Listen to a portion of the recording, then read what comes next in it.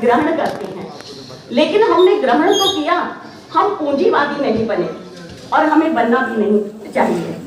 हमारा तो मूल मंत्र ये था, जो हमारे पास है सब दे दो। हमारे ऋषि मुनियों ने यही किया, इसीलिए शायद शोध पुराने समय में भी वनों में, जंगलों में किया गया, और शोध करना ही हमारी परंपरा नहीं थी। हमारी परंपरा थी कि जो शोध हमने किया उसे जनमानस तक कैसे पहुंचाया जाए। शायद इसीलिए हमारे प्राचीन समय में, कल ही सतीश भाई साहब कह रहे थे, हमारा पुराना भारत ऐसा नहीं था, बेरोजगारी नहीं थी, ऐसा नहीं है। शोध चिंतन पुराने समय में भी होता था। हम तो उपभोक्तावाद की चकाचौंध में खोकर ये सब पीछे छोड़ आए। इसीलिए हमारे ऋषि मुनियों ने जो शोध किया उसको आस्था, धर्म, भय का नाम देकर कहीं परंपराएं बनाई तो कहीं त्योहार बनाए। अब इसमें हमारा दायित्व क्या है? हम सबको ये सोचना चाहिए हम क्या करें। From the past, in the present, to the future. अर्थात जो जो प्राचीन है उसे युगानुकूल बनाए, जो जो विदेशी है उसे देशानुकूल बनाए। 30 लाख मंदिर टूटे, हमने अपने घरों में बना लिए। हम भारतवासी हैं, बड़े फक्र के साथ कहते हैं हाँ हम अडेप्टेबिलिटी, फ्लेक्सिबिलिटी में विश्वास रखते हैं। किसी भी राष्ट्र के उत्थान का रास्ता युद्ध से जीत कर नहीं जाता। अगर ऐसा होता तो जर्मनी का उदाहरण आप सबके सामने है। जर्मनी ने युद्ध जीता लेकिन 45 सालों के बाद फिर से एक हो गया। तो उत्थान कैसे होगा? हमारे राष्ट्र का उत्थान तभी होगा जब हम सभी समर्पित कार्यकर्ता समर्पित भाव से काम करके अपने देश की तस्वीर को बदल सकते हैं। इसके लिए हमें सोचने की, समझने की कोशिश करनी होगी, तो हमारे भावों में ताकत आएगी। और जब हमारे भावों में ताकत आएगी, वही भाव समाज में बदलाव का काम करेंगे। हमारी मातृशक्ति का नेतृत्व मेरे समक्ष है, सामने भी बहनें बैठी हैं। उन्हीं को श्रेय देती हूँ कि उन्हीं के विचारों से मेरे विचारों को दिशा मिली। तो मैं यहाँ इस मंच पर खड़े होकर अपनी मातृशक्ति के लिए कुछ ना कहूँ, यह कदापि नहीं हो सकता। मेरे देश का विकास, जब हमारे माननीय प्रधानमंत्री जी आत्मनिर्भर भारत की बात करते हैं, मेक इन इंडिया की बात करते हैं, मेड इन इंडिया की बात करते हैं, तो मातृशक्ति, नारी शक्ति के विकास के बिना यह सब संभव नहीं हो सकता। क्योंकि मेरे भारत में 50% मेरी बहनें हैं, इसीलिए उन्हीं का विकास अगर होगा तो मेरे राष्ट्र का विकास होगा। और मैं बड़े गर्व के साथ कहती हूँ, हम सब बहनों का सौभाग्य है कि हमने इस भारत भूमि में जन्म लिया है, जहाँ देवताओं की पूजा करते हैं। उन्हीं देवताओं ने 3 मेन डिपार्टमेंट देवियों को दे रखे हैं।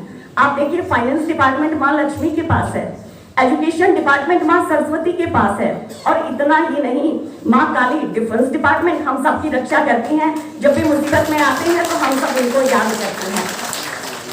शिव शंकर भी अर्धनारीश्वर हैं। नारियों को माँ सरस्वती, माँ काली, माँ लक्ष्मी, इन सबकी पूजा तो करते ही है। लेकिन आप देखेंगे, जब भी हम बोलते हैं, मेरे भारत में नारियों को हमेशा आगे रखा जाता है। इसीलिए श्री कृष्ण भगवान से पहले माँ राधा का नाम लिया जाता है, राधा कृष्ण कहा जाता है या सीता राम कहा जाता है।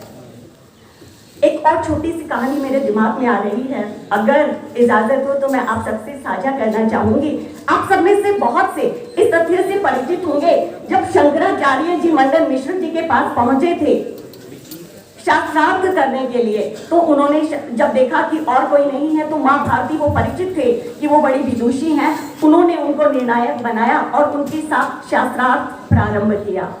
धीरे धीरे मंडन मिश्र जी हार गए। उस वक्त माँ भारती खड़ी हो गई, मैं इस हार को स्वीकार नहीं करती, क्योंकि मंडन मिश्र गृहस्थ हैं और गृहस्थ की एक इकाई जो है वो इनकी धर्म पत्नी है। तो जब तक आप मुझसे शास्त्रार्थ नहीं करेंगे, मुझे नहीं हराएंगे, आप विजयी नहीं माने जाएंगे। शंकराचार्य जी को माँ भारती से शास्त्रार्थ करना पड़ा और परिणाम क्या हुआ?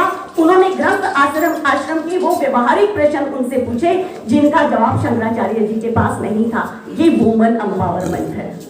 आप देखिए, मेरे देश में जहां सावित्री अपने पति सत्यवान को अपनी समझदारी से, अपनी बहादुरी से यमराज से वापस ले आई, ये वुमन एम्पावरमेंट है।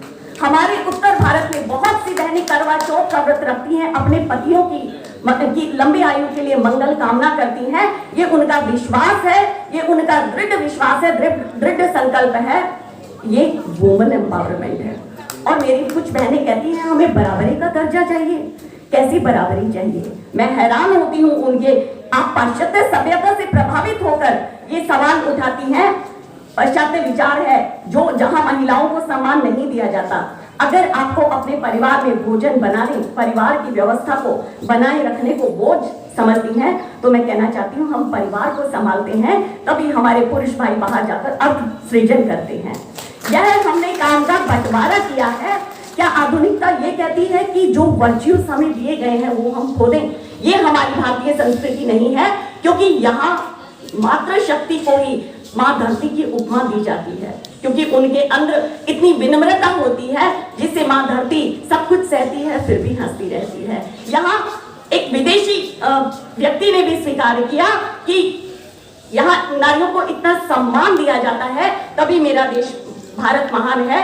काम का बंटवारा जब होता है तो माँ ही अपने बच्चों को संस्कार देती है, जो कि आज 2 दिन से मैं सुन रही हूँ कि युवा पीढ़ी, जो कि मेरे भारत की ताकत है, वो युवा पीढ़ी हम बहनें ही तो बनाती हैं, मातृशक्ति ही तो बनाती है। तो फिर कैसी स्वतंत्रता हमें चाहिए, कैसे काम का बंटवारा हमें चाहिए। मुझे तो गर्व होता है कि हम मातृशक्ति हैं जो इतनी ताकत रखती है कि वो युवा पीढ़ी संस्कार देकर हम अपने भारतवर्ष को दे रही है, जो कि आने वाले भविष्य में भारत का नेतृत्व करेगा।